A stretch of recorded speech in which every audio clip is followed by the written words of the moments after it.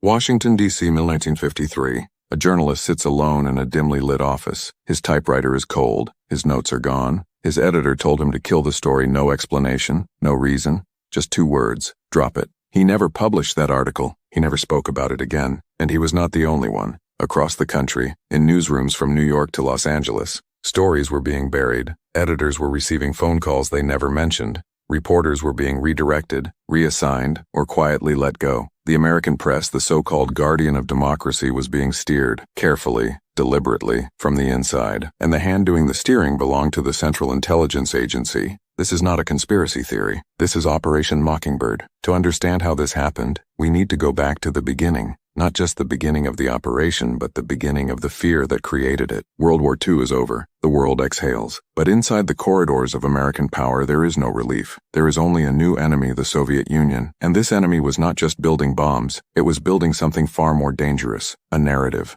Soviet propaganda was flooding Eastern Europe. Communist ideology was spreading through newspapers, radio stations, and universities. The Kremlin understood something that many in Washington were still learning, that the most powerful weapon in the modern world was not a gun. It was a story. And America, the CIA believed, was losing the information war. In 1947, the CIA was formally created under the National Security Act. It was born specifically for the Cold War to gather intelligence, run covert operations, and counter Soviet influence wherever it appeared. But one man had a bigger vision, Frank Wisner. If you've never heard that name, that's exactly how he would have wanted it. Wisner was a Wall Street lawyer turned intelligence officer, brilliant, obsessive, and deeply shaken by what he had witnessed in Romania after the war, where Soviet forces had methodically crushed democratic movements and installed puppet governments while the world watched in silence. He returned to Washington with one burning conclusion. The West was not just losing battles on the ground. It was losing the battle for public perception, and if the free world was going to survive, someone needed to control the story.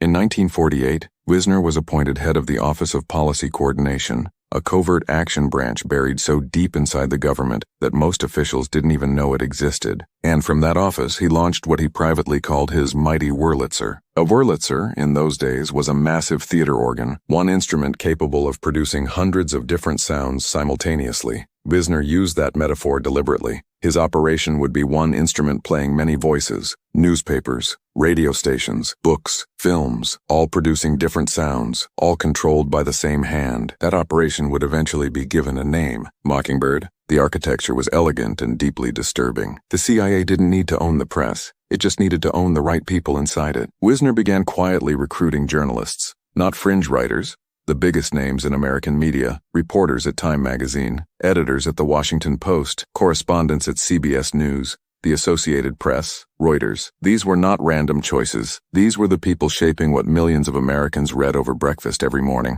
Some were ideological true believers. They genuinely saw themselves as soldiers in a Cold War, using their pens instead of rifles. Others were recruited more carefully, approached as patriots being asked to serve their country in a quiet but critical way. And some simply had no idea the information they were being fed came from Langley, Virginia. By the early 1950s, the CIA had relationships with over 400 journalists across the American media landscape. That number would later be confirmed in congressional testimony, though the full scope was never completely revealed.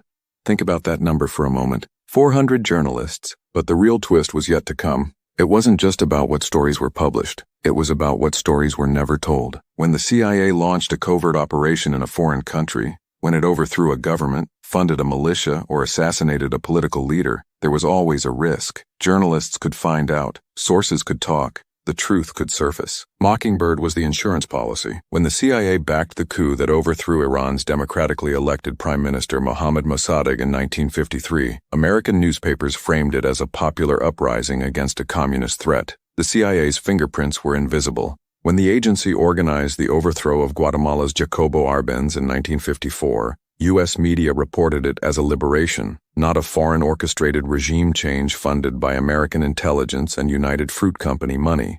The American public had no idea what was really happening in their name, in their world, because the people whose job it was to tell them chose not to. Now, some of these journalists would later argue they were acting in the national interest, that in the height of the Cold War, certain truths were simply too dangerous to publish, that the alternative, a Soviet-dominated world, was worse than a few buried stories. And that argument deserves to be heard, but here is the problem with it. The moment you allow a government agency to decide which truths the public deserves to know, you no longer have a free press. You have a managed one, and a managed press does not protect democracy. It performs it. By the late 1950s, Operation Mockingbird had grown beyond anything Wisner had originally imagined. The network was vast. The reach was global. CIA-funded front organizations were publishing books in Europe, running radio stations in Asia, and placing stories in newspapers across South America. The Cold War was being fought not just on battlefields, but on front pages, and for a long time it worked. The American public trusted its media, trusted its government, believed the stories it was told. But somewhere in a drawer in Washington, in a classified file that would remain sealed for decades, the real story was waiting.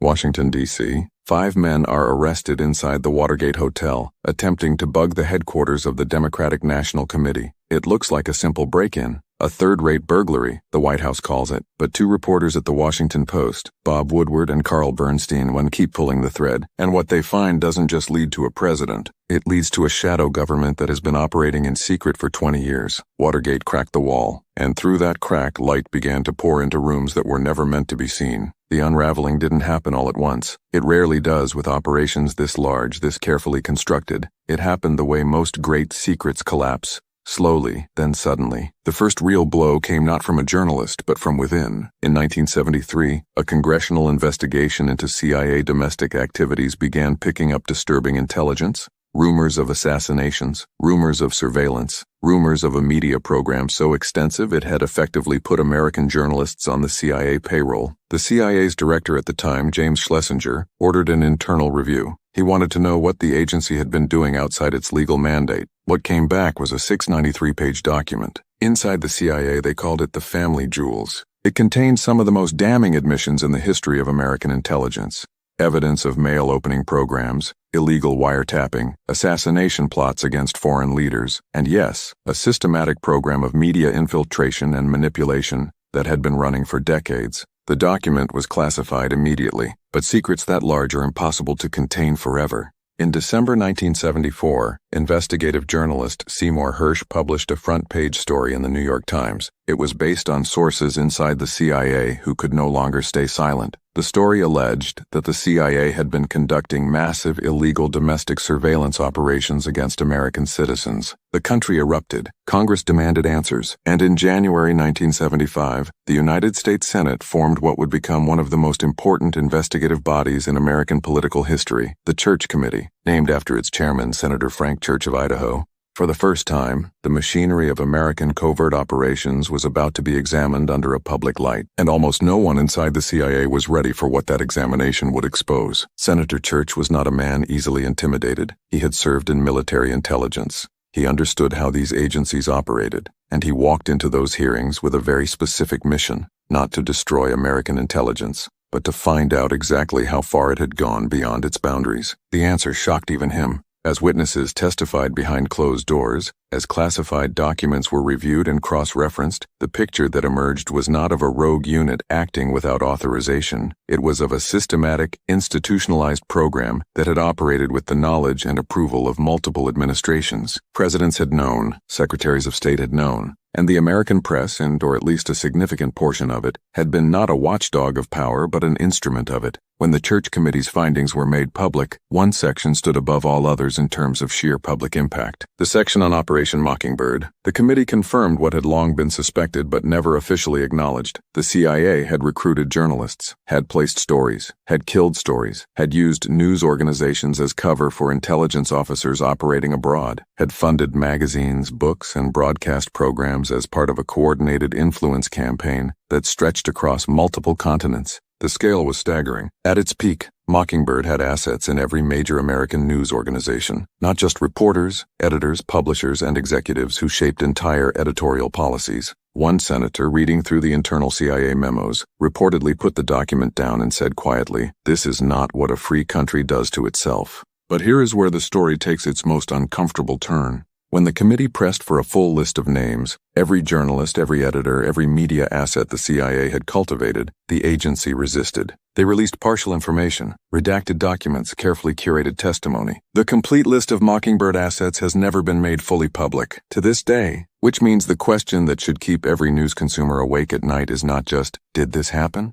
We know it happened. The question is, when did it stop? In 1976, newly appointed CIA Director George H.W. Bush issued a formal policy statement declaring that the CIA would no longer enter into any paid or contractual relationship with any full-time or part-time news correspondent accredited by any U.S. news service, newspaper, periodical, radio or television network or station. The announcement was widely covered, widely praised, but notice what that statement carefully does not say. It says nothing about unpaid relationships, nothing about casual cooperation, nothing about the practice of feeding information to journalists without formal contracts, a method that requires no paperwork, no payroll, and leaves no paper trail. And it says nothing about what had already been done, the journalists already in place, the editorial habits already formed, the sources already trusted, the story selection instincts already shaped over 20 years of quiet influence. You can dissolve an operation on paper in a single afternoon. You cannot dissolve its effects overnight. Frank Wisner never saw any of this. By the time the Church Committee convened, he had been dead for nearly a decade. In 1965, he took his own life. A man broken by years of secrets, professional failures, and what his biographers described as a complete mental collapse. The man who built the mighty Wurlitzer never heard it play its final note. But the instrument he constructed outlasted him in ways he could never have predicted. In the years that followed the Church Committee hearings, something subtle but significant shifted in America. Trust in institutions declined. Circulation at major newspapers began a long, slow fall. The credibility of television news started fracturing. Not all of it was because of Mockingbird,